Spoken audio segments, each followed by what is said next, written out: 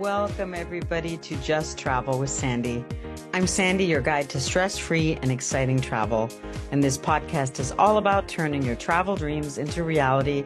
So whether it's dealing with the overwhelm of planning a trip, overcoming travel anxiety, handling language barriers, embracing new cultures with confidence, or anything in between, we'll share practical travel tips to help you navigate new destinations.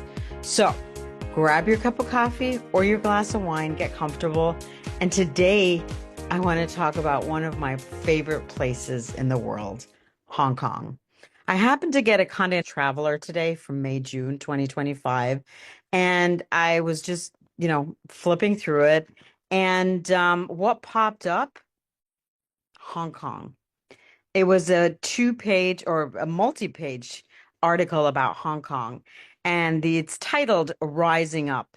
After years of pandemic-induced closure, Hong Kong is writing its next chapter. Francis Lam, the artist, meets the artists and chefs, and one artist chef driving their dynamic city's latest round of invention. And I have such fond memories of Hong Kong. I remember the first time I went, I was like 13-ish, and I was there with my parents, and we checked into the hotel and go up to our room, and my daddy turns on the TV, and there was a John Wayne movie, and he said, I didn't know John Wayne could speak Chinese. So all these fun little memories I have, or another one walking around, I want to say it was the Jade Market, and a group of students stopped us and they asked Westerners what our thoughts were around eating dog meat. And as a child and a vegetarian, I was just completely taken aback, and my father just handled it with grace. And as we say in Germany, andere Länder, andere Sitten. Different countries have different cultures or different traditions or different strokes, different folks, different strokes, or whatever that term is. And so he explained it to me. And of course, we in the Western world see dogs as man's best friend. So all these memories that come up with this very, very culturally diverse place. I mean, I just could go on and on about it. And there's so many fun facts about Hong Kong. One of them being that it actually has more skyscrapers than anywhere, or it did anyway. It has, I think, 500 or more buildings that are taller than 150 meters. So, and I know it can seem like a skyscraper city, but it's just fascinating when you stand there as a human and look up, and it's different to New York or other city with skyscrapers. There's just something so humbling about that. And nature, it actually has a lot of nature. 40% of Hong Kong's land is protected as country parks and nature reserves. So you can hike just minutes from downtown. I also remember the racetrack. So we went to the Jockey Club and overlooked the racetrack, which is just such a special place, and the food was so good. The food was so good. The food in Hong Kong is fantastic. And dim sum, of course, I'm pretty sure originates in Hong Kong. So boy, oh boy, if you like dim sum, Hong Kong is your place. And I also love the blend of East and West. So as you may know, Hong Kong was a former British colony, and it has double-decker trams. It has the afternoon tea traditions. In fact, I remember going to the peninsula for afternoon tea.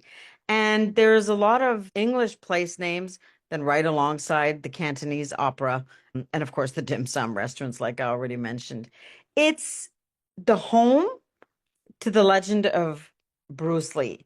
Now, we all know that Bruce Lee was a martial artist. He actually grew up in Hong Kong, which I think is really fascinating. I never knew that.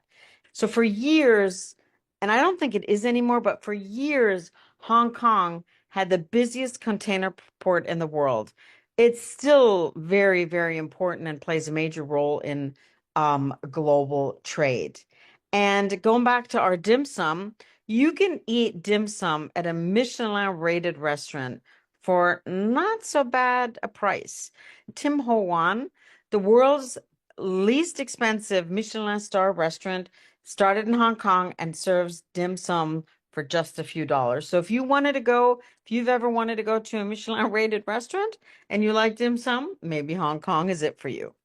Also, Hong Kong has no VAT, no value added tax or no sales tax, which still to this day makes it a favorite place for travelers from all around the world. I mean, for shoppers from all around the world.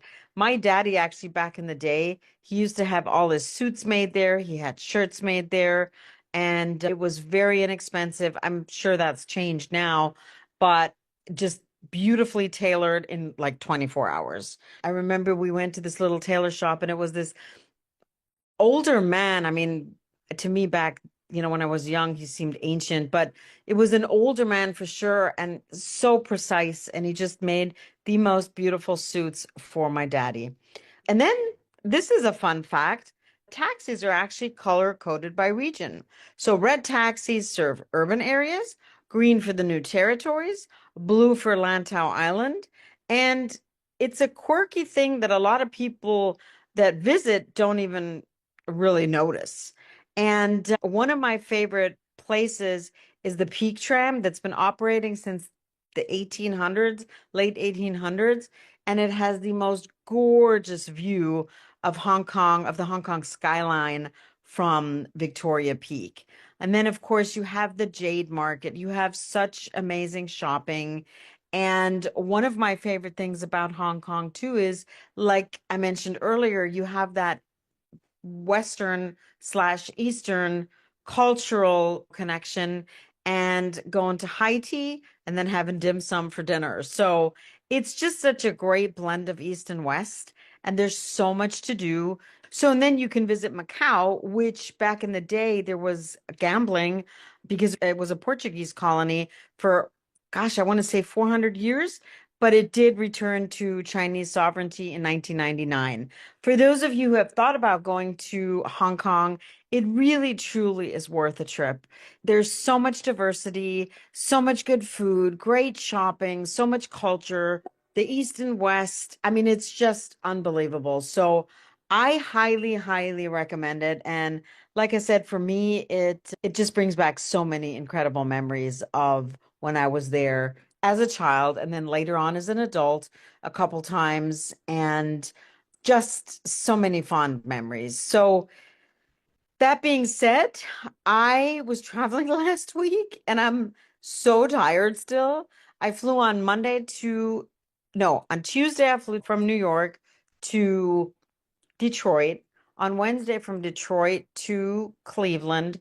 On Thursday, from Cleveland back to Detroit down to Cincinnati because they don't have any direct flights from Cleveland to Cincinnati. And then on Friday, I flew back to New York. So it was a whirlwind trip, but and I just want to really, and I've mentioned this before in a podcast, it pays off to get those mile cards. They're free. I flew Delta.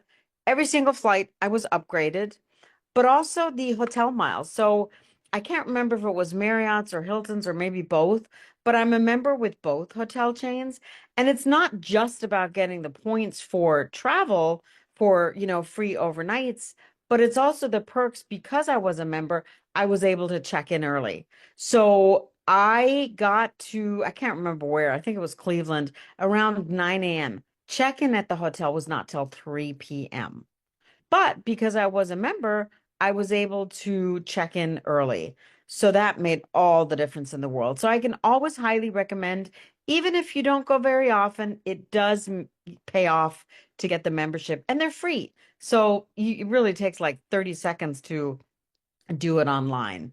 Anyway, I'm going to be having a few guests in the next few weeks. And so I'm really excited about that. I want to mention I have an off the beaten track trip to Ireland coming up in June. I have 2 slots left. All you need to do is show up. Everything else is taken care of. It's going to be a super different itinerary. There is some horseback riding involved, but it's not mandatory. You can opt out, and it's not your usual Irish trip. It's not in a big bus, it's in a small sprinter van or maximum 10 people. And it's going to take us to places that most tourists don't get to see. So if you at all love horses and Ireland, then join us. So thanks for tuning in to Just Travel with Sandy. This episode was all about Hong Kong, and I hope you take your next step towards your travel dreams. So if you enjoyed this episode, please don't forget to subscribe and share. Leave a review. It really means the world to me. And until next time, keep dreaming, planning, and exploring with confidence. Safe travels, and remember, every great journey starts with a single step.